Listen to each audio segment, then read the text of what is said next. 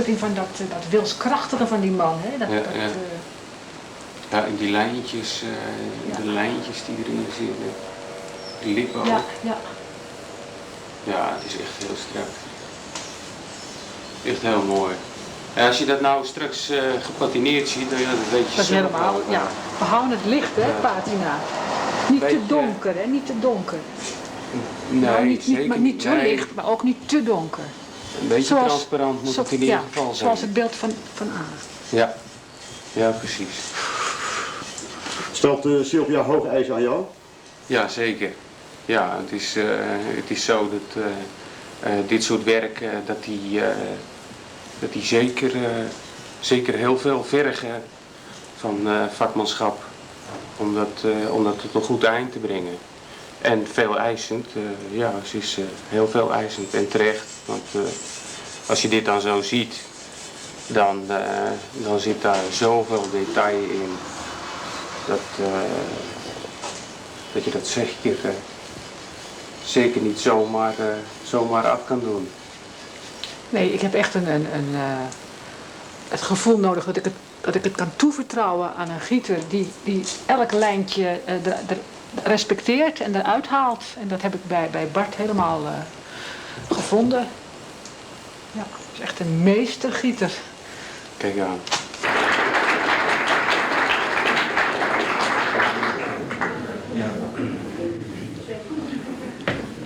Let me say a few things before I do it. First of all, on the subject of a poet, the poet, and so forth.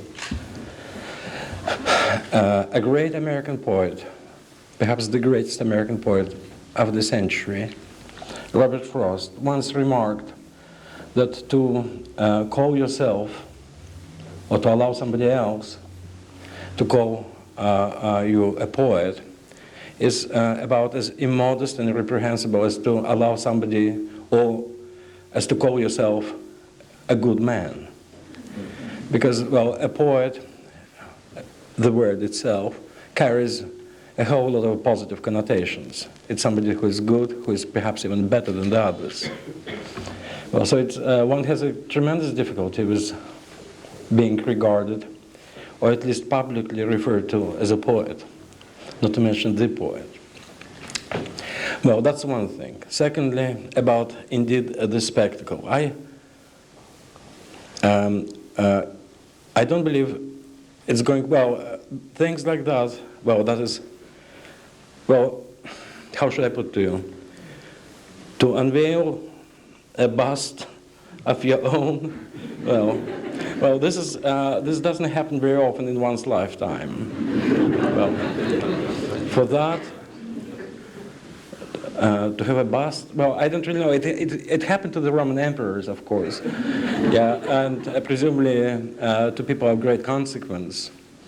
Well, it happened several times, I believe. Well, but I never could imagine that that I'll be doing this. Nor, I think, you will see this procedure in your life very often. So how should I put it? Let me do it. Let me do it. Well, all right.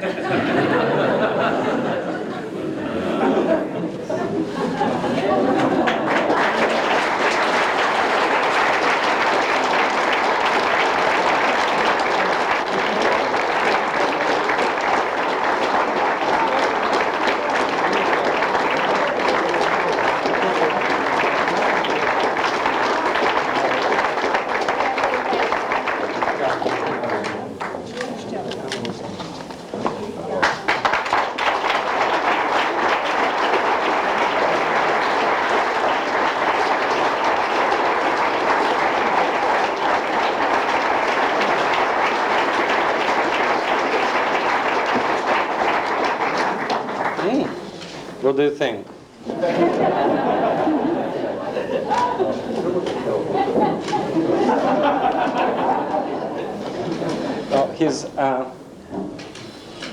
How should I put it to you?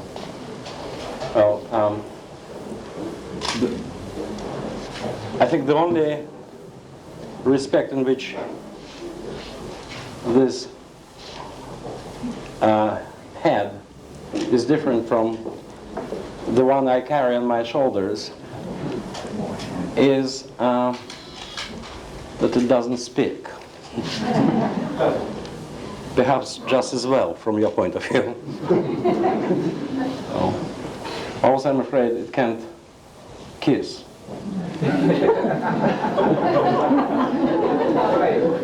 So let me do it again.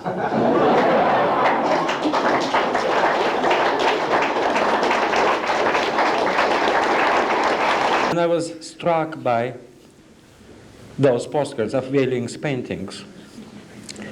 I don't really know how to explain it to you. I'll try. Well, let me talk for 5 minutes. Can I? Yeah, okay. But in the city, it's extraordinary. The similarity is quite substantial. The only thing is, of course, that in Petersburg, the river is far wider than Amstel. But other than that, well, there are plenty of canals, plenty of bridges, plenty of islands. It's something on the order of 100 islands. So it's, not to mention the very simple fact that a part of Petersburg is simply called precisely this. It's called New Holland. And in that part of the city I spent quite a number of years. Well, so there is that sort of affinity. But when I saw Willink's paintings, I saw something else which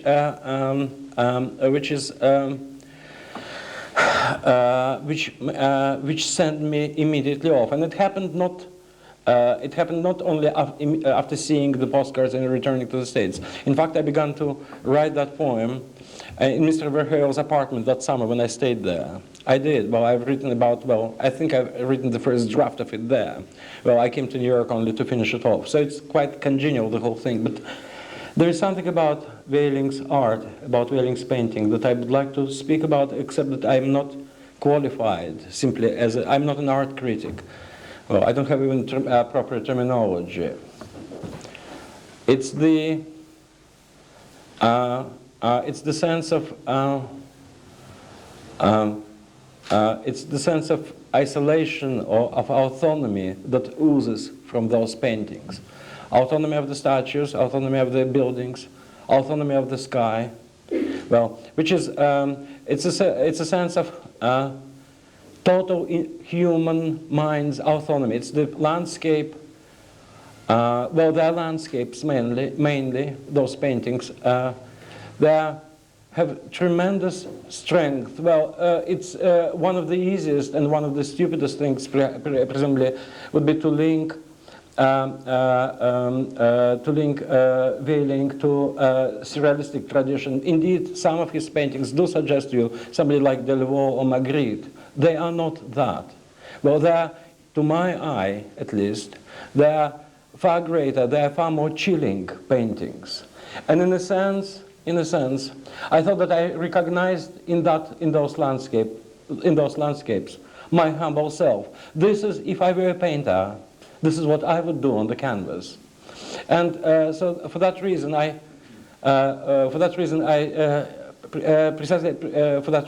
went to write a poem. It's those are the landscapes devoid of human presence.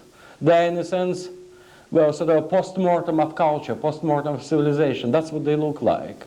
Well, so there was somewhat, in a peculiar way, there is tremendous posthumous aspect to those paintings. Well, I don't really know what it had to do in the artist's own perception of the reality. But this is perhaps the only attitude towards reality. Well, it's a painting, those are the paintings of the, if you will, of the ideal landscapes. Because every city, every landscape, every building, every statue, they are egoists. They don't want an interference. And, and somehow it coincided or rhymed in my head with what I see in this world. In fact, well, the more I learned about Willink's life, that is not much, the more it suggests to me that, he lived my life already, that I don't have to do much on my own. That is, this life of mine has had a precedent. Well, so it's it's quite in tune with that, quite linked, quite logical in a sense, in that posthumous sense of the landscape. For me, to unveil something rather of posthumous nature that is the bust of my own. May sound grim, but so this is the case indeed. I'm terribly, not because I like myself, well, in fact, well, my sentiments towards myself are rather, how should I put it to you? I wouldn't brag about my sentiments. Well, maybe because of that, because I don't like what this frame contains. Well, I'm glad to see it the bust because it's somewhat better than me. Not only because it's slightly younger. Okay? Well, that's about all I can say. And, well, I would like to say, well, simply, there are not that many words in the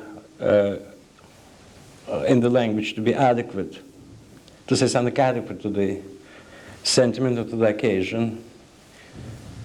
So all I can say to Mrs. Willink, thank you very much. Okay? No?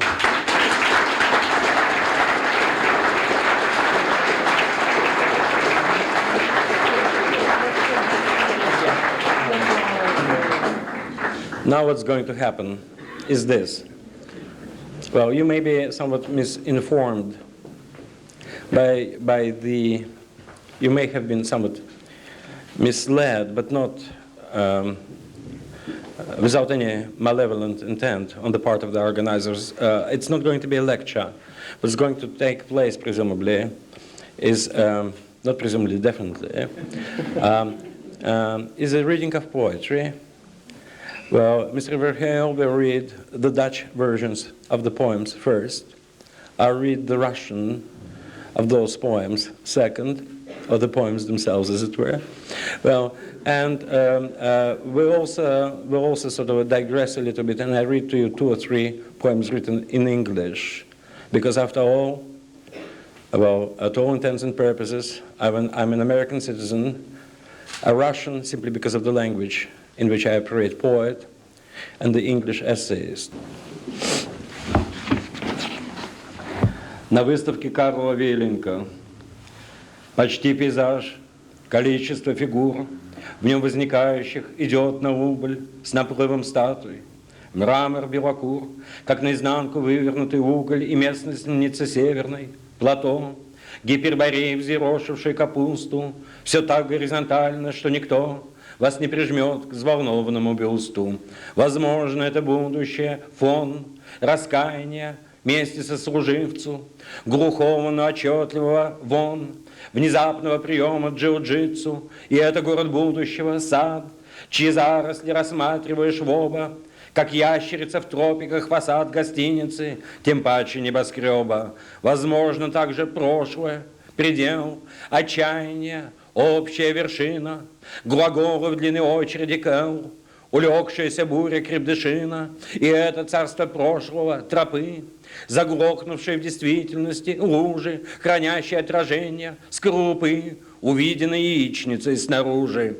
Бесспорно перспектива, календарь, вернее, из воспалившихся гортаний, туннель в психологическую даль, свободную от наших очертаний, и голосу подробнее, чем взор, знакомому с ландшафтом неуспеха, сподручнее выбрать больше из зол, в расчете на чувствительное эхо. Возможно, натюрморт издалека, все в рамку заключенное частично, мертво и неподвижно, облака, река, над ней кружащаяся птичка, равнина, часто именно она, принять другую форму не умея, становится добычей полотна, открытки, оправданием Птолемея. Возможно, зебра моря или тигр, смесь скинутого платья и преграды, облизывает щиколотки икр, к закату неспособной балюстрады, и время мнится к вечеру, жара, сняв потный повод с пыльной наковальни, настойчивое соло комара кончается овациями спальни. возможно, декорация, дают причины, нечувствительность к разлуке со следствием, приветствуя уют. Певцы не столь нежны, сколь близоруки, и до звучит, как временная от, блестящая, как капли из-под крана, вибрируя над промуглкой нот, парит лунообразная сопрано. Бесспорно, что портрет, но без прикрас, поверхность, чьи землистые оттенки естественно приковывают глаз, тем более поставленного к стенке, поодаль, как уступка белизне, клубятся, сбившись тучу, олимпийцы, спиной чуя брошенный извне взгляд живописца, взгляд самоубийцы, что в сущности и есть автопортрет. Шаг в сторону от собственного тела, повернутый к вам в профиль табурет, вид издали на жизнь, что пролетела. Вот это и зовется мастерство, способность не страшиться процедуры, небытия, как формы своего отсутствия, списав его с натуры.